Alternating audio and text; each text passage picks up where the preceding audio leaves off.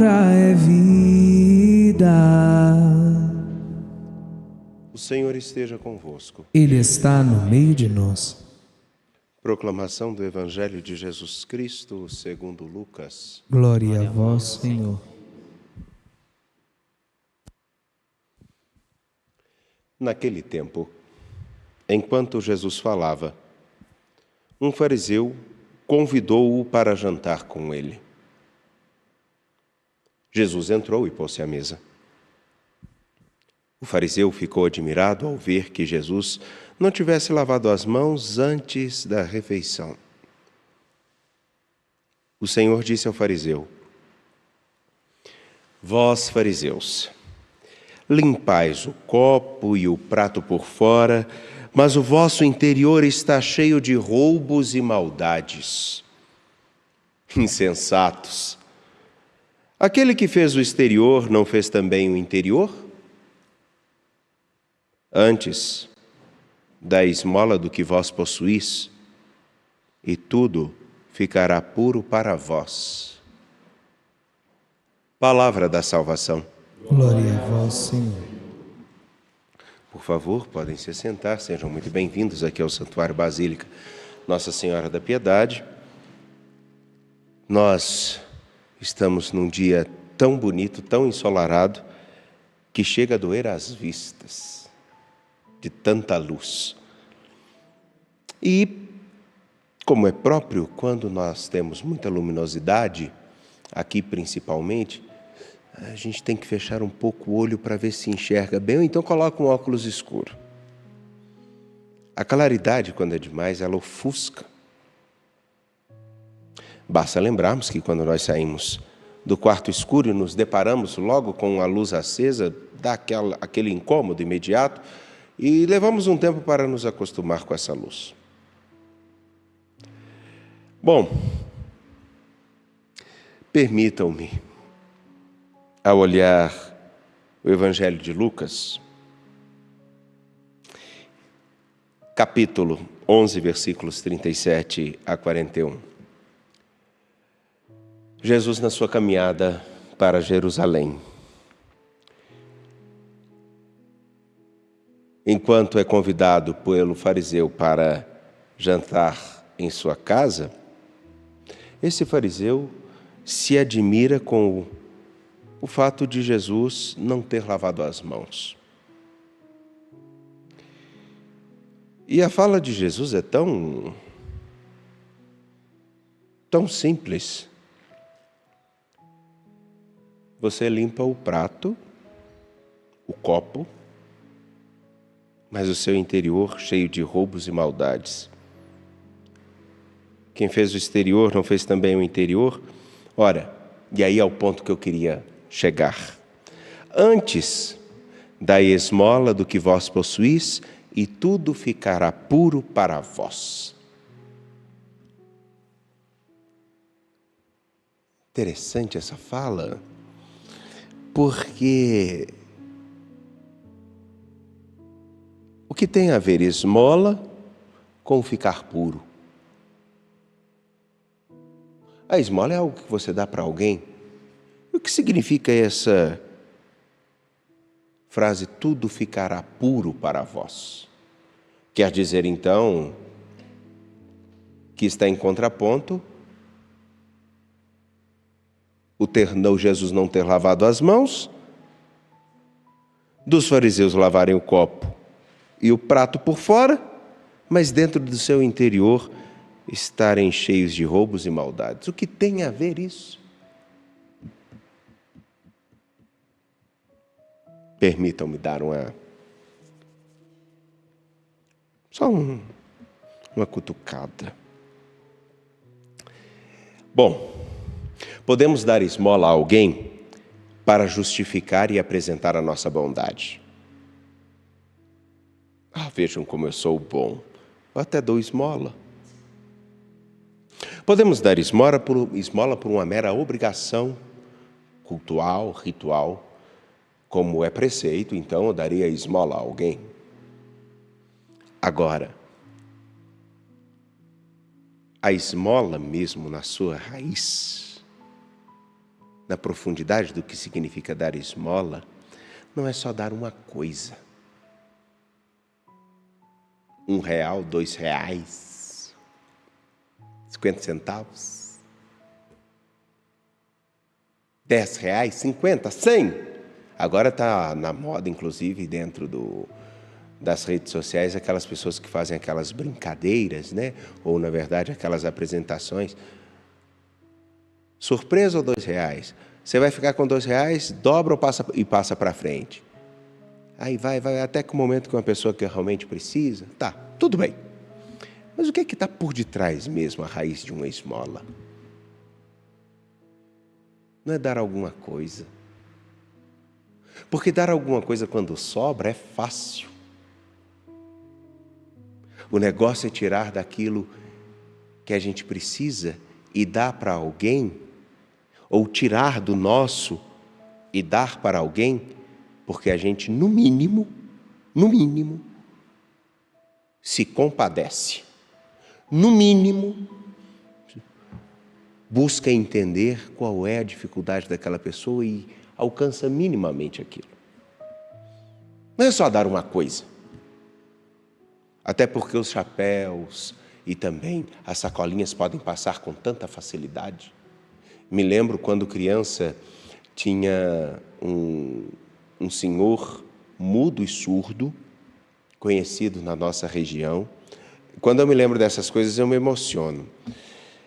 E ele passava por nossas casas com a capelinha de São Vicente, e ia pedindo esmola, não para ele, porque ele não precisava, para outros que precisariam. Só tem um detalhe, naquela época, isso era década de 80, eu me lembro disso, marca minha. Era um período onde os surdos e mudos sofriam grandes dificuldades para emprego, para serem entendidos. Não se tinha preocupação, e um dos sonhos que temos aqui, de conseguirmos atender a essas pessoas, inclusive na transmissão, nós conseguiremos isso, Deus vai nos dar a graça de alguém em Libras traduzindo, mas eles não tinham isso. E as pessoas davam o que podiam. E eram muitas pessoas com dificuldades financeiras. Mas por que eles davam isso? Porque aquela sacolinha no fim do dia, ou aquela capelinha no fim do dia, ia ser aberta na Conferência São Vicente de Paulo, e ela iria ser transformada em alimento, em remédio para tantas outras pessoas naquela região, como, por exemplo, quem mora na região do Barreiro vai se lembrar, Vila Pinho, Vila Semig, ou outras pessoas que vinham do interior e não tinham como se sustentar, recebiam a cesta básica com um pouquinho daquelas pessoas. E ele, que era uma pessoa que tinha suas dificuldades, conhecido em toda a comunidade, só porque andava com essa capelinha e essa sacolinha, era respeitado e transformava aquilo que ele recolhia para os outros, mas isso não era só dar um dinheiro. É porque era dar também um pouco de si, porque todas aquelas pessoas, eu me lembro como hoje, todas as pessoas na minha rua tiveram que vir do interior e construíram a sua vida com grande dificuldade, e todas elas sabiam o que era chegar na cidade e não ter direito, nem a direção para onde conseguir um trabalho. É mais do que simplesmente dar alguma coisa. E aí nós vamos falar assim, o que isso tem a ver, Padre? O que Jesus está dizendo da pureza do coração é que nós podemos lavar o copo, nós podemos lavar o prato, nós podemos seguir todas as obrigações rituais, mas se isso não estiver saindo de dentro de nós, sabe, de dentro, como o melhor que a gente pode ter,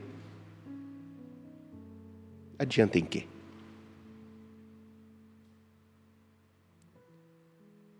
Adianta em quê? Muda em quê? Até uma obra social pode servir simplesmente como um lugar onde algumas pessoas se beneficiam. E eu conheço muitas.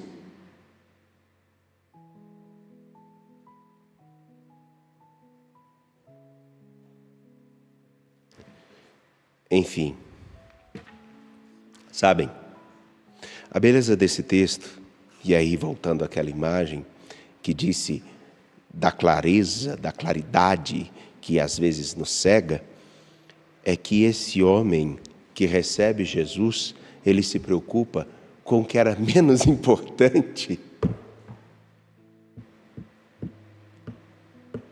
Com tanta coisa para eu observar,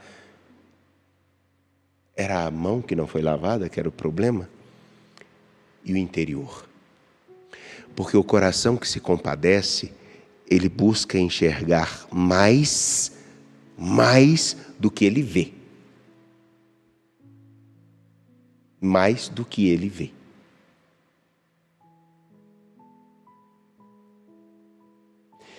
Me permitam, esse homem, que eu tenho certeza já é falecido, quando me lembro dele, não sei o seu nome, era muito pequeno, mas também não me lembro do seu nome.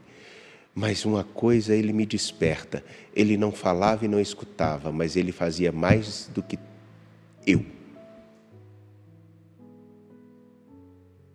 Talvez ele fizesse mais do que nós.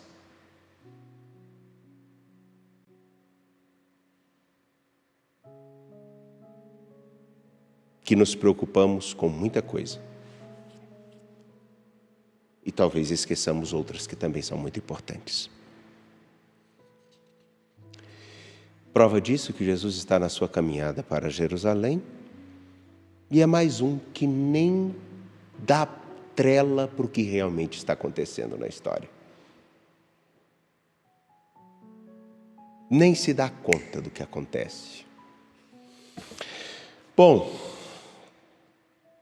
isso traz uma coisa tão preciosa quando nós escutamos a carta de São Paulo aos Romanos, porque a carta de São Paulo aos Romanos é, na verdade, eu diria assim, os exegetas, os especialistas me perdoem, como um grande testamento ou um grande relato de Paulo sobre tudo aquilo que ele conseguiu entender do ser discípulo de Jesus Cristo, nosso Senhor.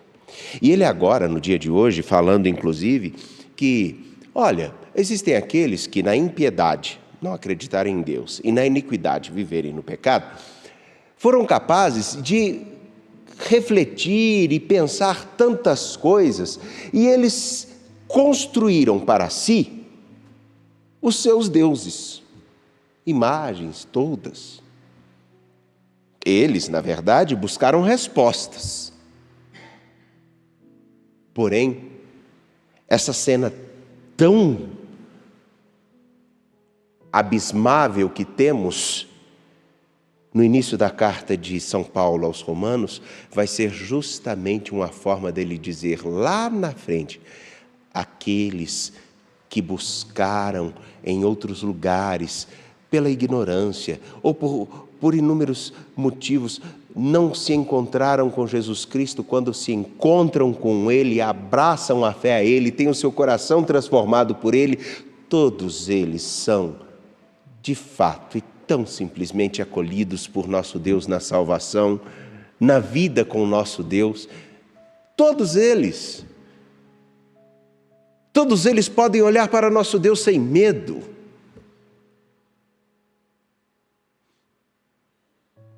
E aí então, eu me pergunto, caríssimos, no tempo presente, com que nós nos voltamos em atenção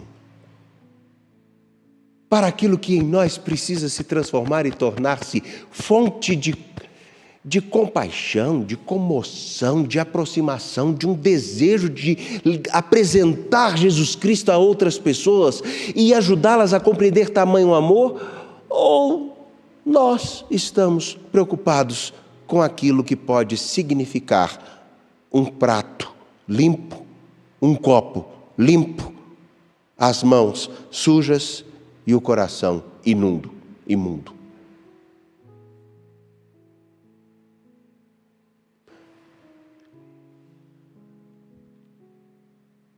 Eu tenho medo, muito medo, porque quando nós celebramos, por exemplo, Inácio de Antioquia, homem que deu a sua vida por Jesus Cristo, que foi sobre o Império de Trajano, foi ultrajado no seu caminho para Roma, foi dito como maldito, agredido, enfim, e teve seu sangue derramado por causa do anúncio do Evangelho, por fidelidade a Jesus. Eu fico com medo se realmente nós estamos com tanta disposição assim de seguir Jesus, igual tanta gente tem feito e falado em tantos lugares, de tantas formas.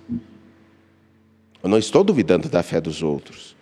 Estou dizendo só uma coisa: o martírio cristão não é só ter as veias cortadas e o sangue derramado. O martírio cristão é o dia a dia, pouco a pouco, ajudar todos a se encontrarem com aquele que é um amor imenso, mas isso exige de nós um trabalho no qual nós nos convertemos, nós também buscamos nos aproximar dele.